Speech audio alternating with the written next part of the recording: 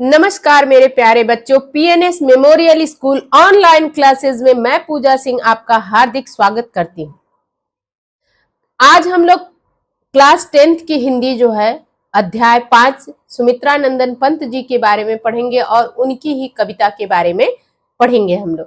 पहला प्रश्न क्या है, देखो। सुमित्रा नंदन पंत का संक्षिप्त जीवन परिचय देते हुए उनकी रचनाओं का उल्लेख कीजिए। ये 2009 और 10 में आया हुआ है।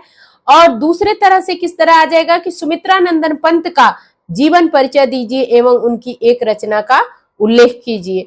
आगे हम लोग उत्तर लिखेंगे कि श्री सुमित्रा नंदन पंत जी का संपूर्ण काव्य आधुनिक काव्य चेतना का प्रतीक है। ये ऐसे कवि हैं जो हिंदी साहित्य कानन को झरने के समान कलकल निनाद से मुखरित कर नव जीवन प्रदान करते हैं। इन्होंने अपने काव्य की लय ताल में मानव जीवन की लय ताल को निबद्ध करने का प्रयास किया है।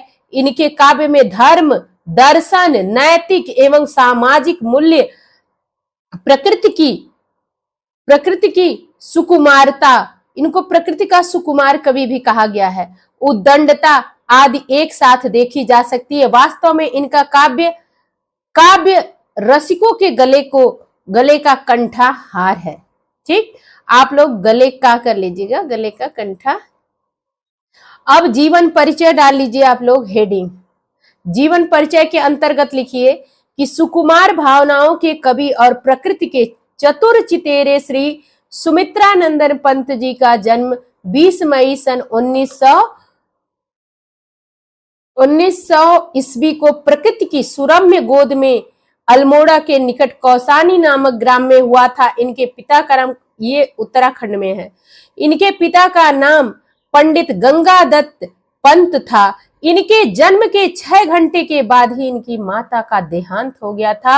अतः इनका लालन पालन पिता और दादी के वात्सल्य की छाया में हुआ। पंत जी ने अपनी शिक्षा का प्रारंभिक चरण अल्मोड़ा में पूरा किया। यहीं पर इन्होंने अपना नाम बदल दिया, गुसाई दत्त से बदलकर सुमित्रा नंदन पंत रख लिया। इसके बाद वाराणसी के जय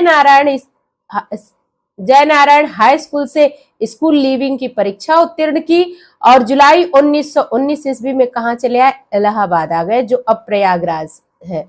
तो प्रयागराज आए और वहां से म्योर सेंट्रल कॉलेज में प्रवेश किया और सन 1921 ईस्वी में महात्मा गांधी के आह्वान पर असहयोग आंदोलन से प्रभावित होकर इन्होंने बीए की परीक्षा दिए बिना ही कॉलेज त्याग दिया।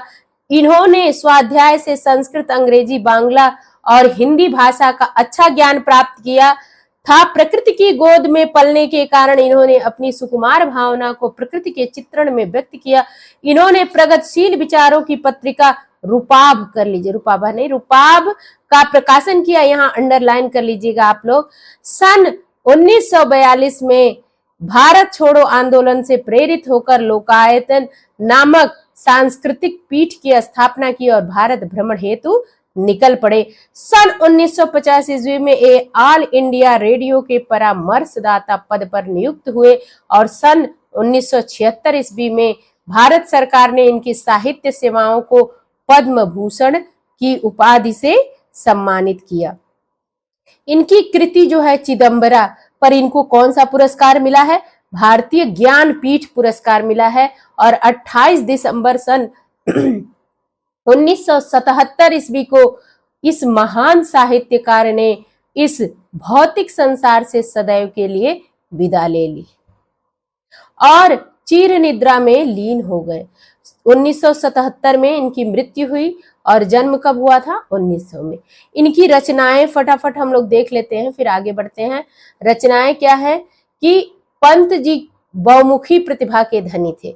इन्होंने कविता के अतिरिक्त नाटक, उपन्यास और कहानियों की भी रचना की है, परंतु काव्य ही इनका प्रधान क्षेत्र रहा है। अपने दीर्घकालिक काव्य जीवन में इन्होंने हिंदी काव्य जगत की अनेक कृतियां प्रदान की, जो निम्नलिखित है। वीणा, ग्रंथ, पल्लव। वीणा जो है यह पंत जी की प्रथम काव्य पुस्तक है। इसमें प्रकृति निरीक्षण, अनुभूति और कल्पनाओं का सुंदर रूप दिखाई देता है। ग्रंथ जो है यह असफल प्रेम की दुखपूर्ण गाथा का काव्य है। इसमें वियोग श्रृंगार की प्रधानता है। पल्लव जो है यह कल्पना प्रधान काव्य है। इसमें प्रकृति निरीक्षण और ऊंची कल्पनाओं के दर्शन होते हैं। इसमें वसंत श्री, परिवर्तन, मौन निमंत्रण, बादल और आदि श्रेष्ठ कविताएं संकलित है। गुंजन, इसमें कवि का मन प्रकृति से हटकर आत्मचित्रण की ओर लग गया है। नौका विहार इस संकलन की श्रेष्ठ कविता है।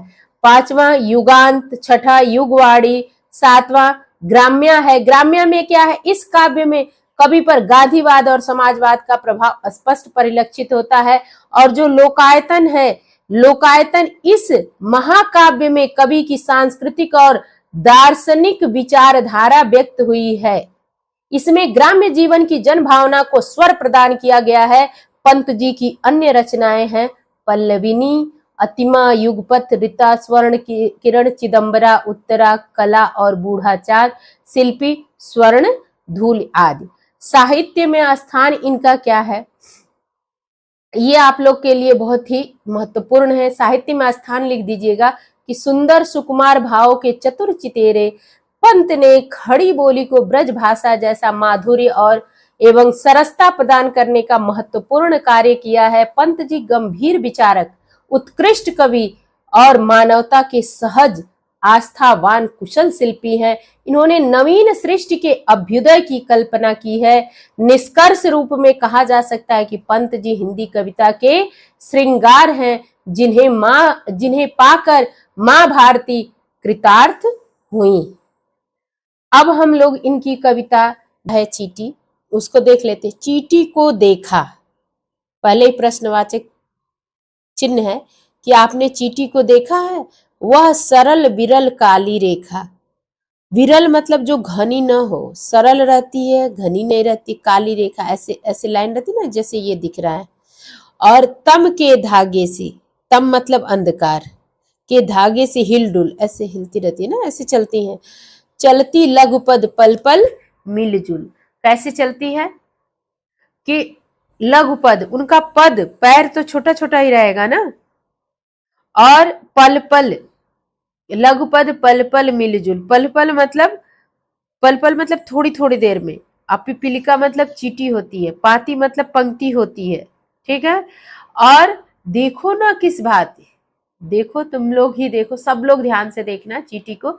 काम करती वह सतत, निरंतर काम करती है। और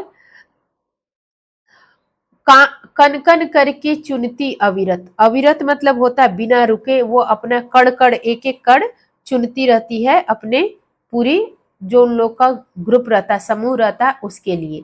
गाय चराती, अब उनका एक ना पूरा संसार होता है, क्या होता है? पूरा संसार, जिसमें वो काम करती रहती है। उसमें हर चीजें होती हैं। जैसे गाय, उसी चींटियों में से कोई गाय रहती है जिसको चराती हैं, धूप दिखाती हैं, बच्चों की निगरानी करती हैं। उसमें कुछ चींटियां, और बच्चों की निगरानी करती, लड़ती, और अरि से, अरि मतलब शत्रु से, तनिक न डरती। इनका ना जैसे भारतीय सेना होती है, वैसे ही चींटियों की भी सेना रहती है। वो भी जो अपने शत्रु रहते हैं उनसे बिना डरे लड़ती रहती है, भारतीय सेना की तरह ही। तो दल के दल सेना सवारती, वो अपना दल तैयार करते हैं। जैसे भारतीय सेना में भी होता है ना ट्रेनिंग, वैसे उनकी भी ट्रेनिंग चलती रहती है। घर आंगन जनपद बुहारती, और ये जो घर आंगन जैसे हम लोग करते हैं ना साफ सफाई सब कुछ, वैसे ही ये भी करती रहती है, चींटियां भी करती रहती। इनका भी एक समूह है जो करता रहता है। अब हम लोग क्या देखते हैं कि जो चींटी है ना, इसमें सुमित्रानंदन पंत जी को ना प्रकृति का सुकुमार कवि, प्रकृति के चतुर चितेरे हैं। तो ये देखिए चींटी भी प्रकृति का ही है ना, एक प्राणी, लघु प्राणी है। उसकी परिश्रम की बात की है इन्होंने, और उससे प्रेरणा लेकर हमको, हम मनुष्य को भी क्या संदेश मिला है, यही हम इस लाइन में जानेंगे। अब बहुत ही परिश्रमशील होती हैं चींटियां। कैसी होती हैं? बहुत ही परिश्रमशील होती है। और इसमें इनकी कर्मठता पर प्रकाश डाला गया है, वो कितनी कर्मठ होती है, अपना काम करती रहती है सतत, मतलब रुके बिना काम करती रहती है। और चींटियों का जो लघु स्वरूप और मिलजुल कर कार्य करने की प्रवृत्ति है, तो वो ये दर्शाती है कि लघुता व्यक्ति की कार्य क्षमता पर अधिक प्रभावी नहीं हो सकती। छोटा होना कोई बात नहीं है, लेकिन वो देखो कितने प्रभावी ढंग से अपना काम करती है।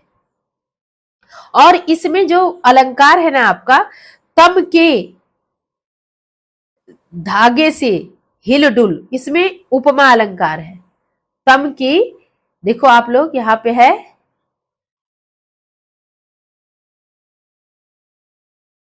वह सरल बिरल काली तम के तागे सी जो हिल्ड।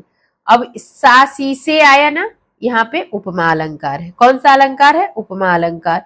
और कन कन, कन कन कहाँ है? कन कन, यहाँ अनुप्रास है। ठीक। और इसमें कौन सा अलंकार आया है? पुनरुक्ति प्रकाश, मतलब कोई चीज दोबारा आए, कन कन दो बार है ना, तो भी ये पुनरुक्ति प्रकाश है। ठीक है।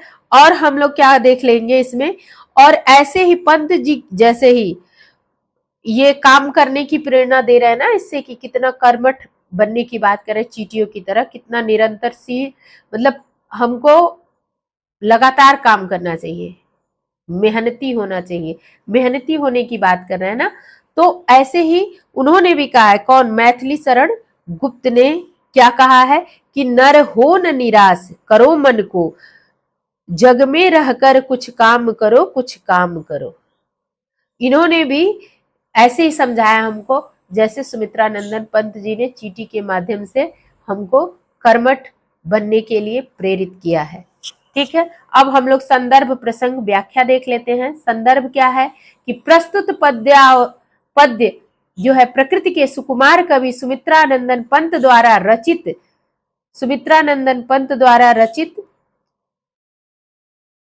युगवाणी काव्य संग्रह की चींटी शीर्षक कविता से हमारी पाठ्य पुस्तक हिंदी के काव्य खंड में संकलित किया गया है। और प्रसंग क्या है कि इस अवतरण में कवि ने चींटी जैसे लघु प्राणी की परिश्रमशीलता का वर्णन किया है, मनुष्य को उससे प्रेरणा प्राप्त करने का संदेश दिया है। और व्याख्या क्या है कि कवि प्रश्न करता है कि क्या तुमने कभी चींटी को ध्यानपूर्वक देखा है? चींटियों की पंक्ति एक सरल सीधी काली और विरल रेखा के समान प्रतीत होती है। वह अपने छोटे छोटे पैरों से प्रति क्षण चलती रहती है। चींटियां जब मिलकर चलती है तो ऐसा मालूम पड़ता है जैसे कोई पतला काला धागा हिल डुल रहा हो। कभी आगे कहता है कि वह चींटियों की पंक्ति कतार है, तुम ध्यान से देखो कि वह किस प्रकार निरंतर चलती रहती है। वह निरंतर अपने काम में जुटी रहती है और अपने परिवार के लिए छोटे छोटे उपयोगी कणों को बिना रुके लगातार चुनती रहती है। इतना ही नहीं, उसका भी घर समाज है, वह गाय चराती है, उन्हें धूप दिखाती है। प्राणी शास्त्रियों के अनुसार चींटियों में भी गाय होती हैं, वे अपने बच्चों की देखभाल करती हैं, अपने शत्रुओं से निर्भय होकर लड़ती हैं, अपनी सेना सजाती हैं तथा घर आंगन और रास्ते को साफ करती प्रतीत होती हैं। काव्य सौंदर्य हेडिंग के अंतर्गत लिख लीजिए, भाषा सरल, साहित्यिक खड़ी बोली है, शैली कैसी है? वर्णनात्मक है, रस वीर रस है, कर्म वीरता के कारण, गुण ओज है, अलंकार उपमा बताई हूं, सासी से, अनुप्रास कन कन, पुनरुक्ति प्रकाश कण कण आया है। तो धन्यवाद। अगले वीडियो में हम फिर मिलेंगे सुमित्रानंदन पंत जी के ही अगली पंक्ति, चींटी की अगली पंक्ति के साथ। धन्यवाद। पीएनएस मेमोरियल स्कूल चैनल जो है 2006 को लाइक शेयर सब्सक्राइब जरूर करें। अगर आपको वीडियो अच्छी लगे तो प्लीज लाइक जरूर करें। धन्यवाद।